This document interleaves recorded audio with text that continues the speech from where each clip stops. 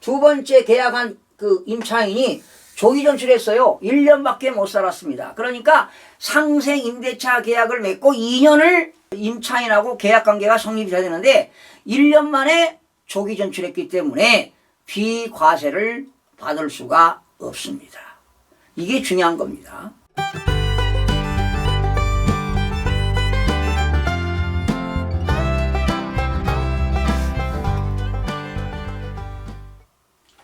시청자 여러분 안녕하세요. 김동수입니다. 자, 이 시간에요.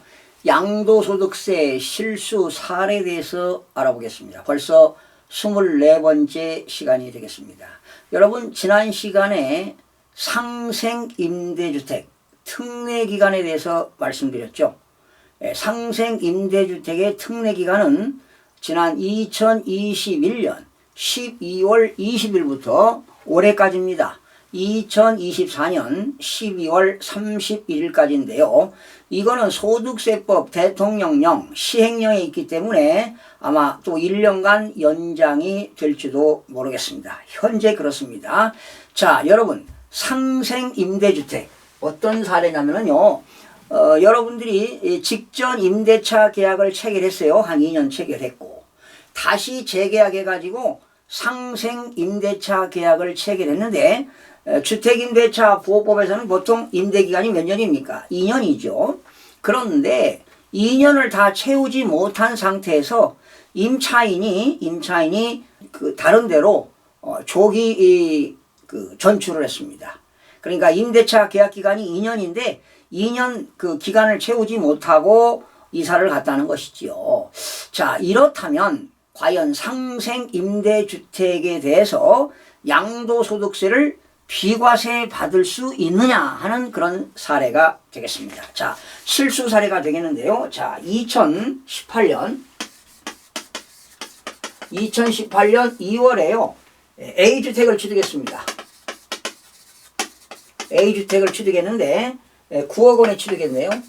제가 이 A주택을 취득해서 여기서 뭐 살다가 부득이한 사유로 또 전세를 줄 수도 있잖아요. 그렇죠? 그래서 이 사람은 2020년입니다. 2020년 12월입니다.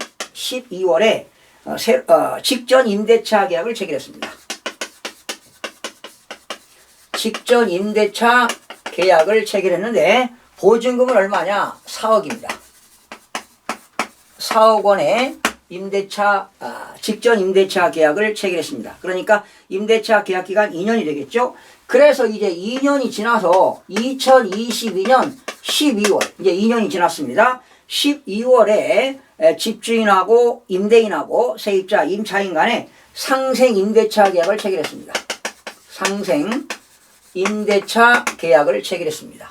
그러면 여러분 상생 임대차 계약은 보증금이 되었던 집세가 되었던 5% 이상을 인상시킬 수가 없습니다. 5% 이내로 인상이 가능하죠. 그러면 여러분 4억에 5%면 얼마입니까? 보증금을 4억 2천만 원의 임대차 계약을 체결을 했습니다. 그러면 이 사람은 언제가 2년입니까? 2024년 12월이 임대차 계약 기간 만료가 되겠죠. 그런데 1년 살다가 2023년 12월입니다. 12월에 임차인이 세입자가 조기 전출했습니다. 다른 데로 요즘은 전출 신고만 하면 뭐 전입 신고하면 자동으로 전출되겠죠? 전출했습니다. 다른 지역으로. 그러니까 1년밖에 못 살았다는 겁니다. 자, 이런 상태에서 새로운 세입자를 구하지 않고요. 집주인이 가지고 있다가 아니면 집주인 살다가 이 사람이 언제 팔았느냐? 2024년 다음에 5월입니다. 5월에 A주택을 양도했어요. 얼마에? 11억 원에.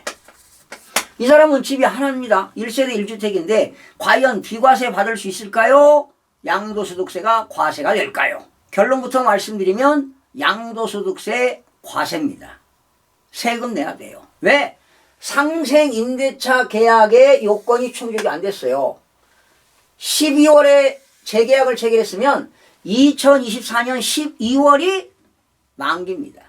만기가 지나고 나서 처분하면 비과세가 되는데 지금 이 사람이 두 번째 계약한 그 임차인이 조기 전출했어요. 1년밖에 못 살았습니다. 그러니까 상생 임대차 계약을 맺고 2년을 임차인하고 계약관계가 성립이 돼야 되는데 1년 만에 조기 전출했기 때문에 비과세를 받을 수가 없습니다.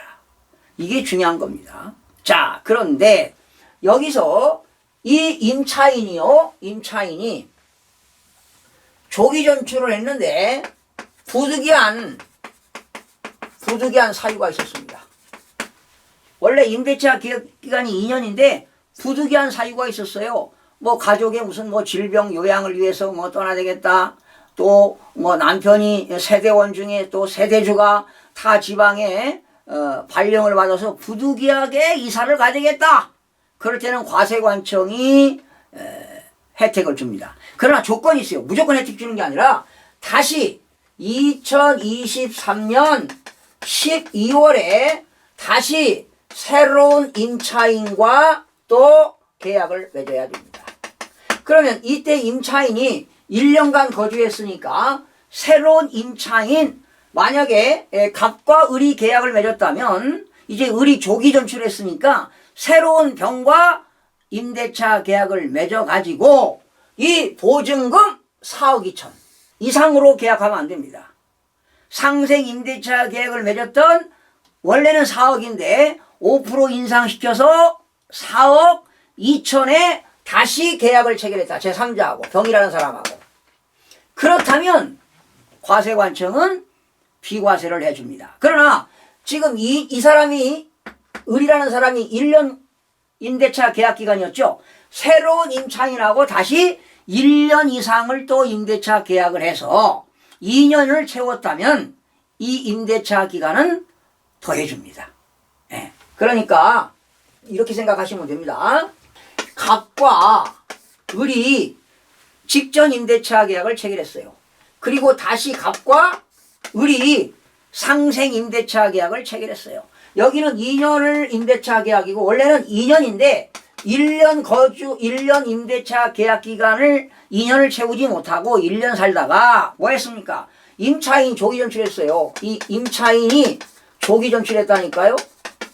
그래서 이때 갑이라는 사람이 새로운 병하고 이 사람하고 지금 얼마 맺었어요? 보증금이 4억 2천인데 4억 2천 이상으로 올리지 않고 아니면 4억 2천 아니면 더 다운시켜가지고 4억 2천 이하로 다시 임대차 계약을 맺었다면은 이 을이 임대차 기간과 병의 임대차 기간을 합산한다는 겁니다.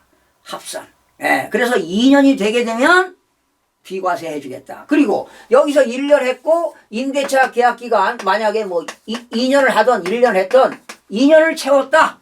그리고 갑이 주택을 양도하게 되면 양도소득세 비과세를 해주겠다는 내용이 되겠습니다. 그러니까 여러분 반드시 이 직전 임대차 계약한 이후에 상생 임대차 계약을 맺었다면은 반드시 상생 임대차 계약 기간 2년을 채우고 난 이후에 갑이라는 사람이 주택을 팔았을 때 비과세가 되는 거지 2년을 임대차 기간을 채우지 못하고 임차인이 조기 전출한 이후에 양도했다면 양도소득세가 과세가 된다는 걸 꼭 기억하시기 바랍니다. 그래서 오늘은요 바로 상생 임대차 계약 임대기간 2년 요건을 채우지 않아서 임차주택을 양도했을 때 1세대 1주택 비과세를 적용하지 못한 사례, 즉 과세가 된다는 내용이 되겠습니다. 시청해주신 여러분 고맙습니다.